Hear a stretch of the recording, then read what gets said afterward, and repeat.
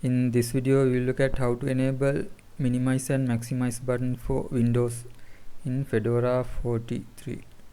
So to enable minimize and maximize buttons we need to install a package called GNOME Tweaks, and we can find the package name using the command dnf search, and we will search for GNOME Tweaks, GNOME-Tweaks, sudo dnf search, and here's the name of the package, and we will install it using the dnf install command.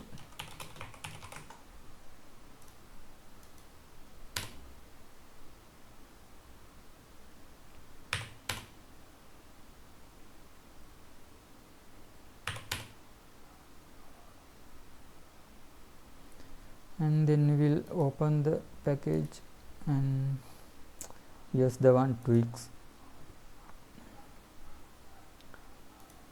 and from here you need to go to Windows and then activate this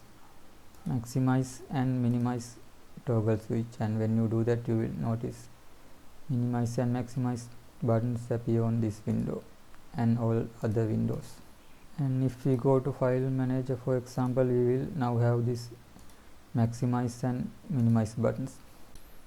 Also in the next two videos we will look at how to enable desktop icons and also how to add the taskbar to the GNOME desktop,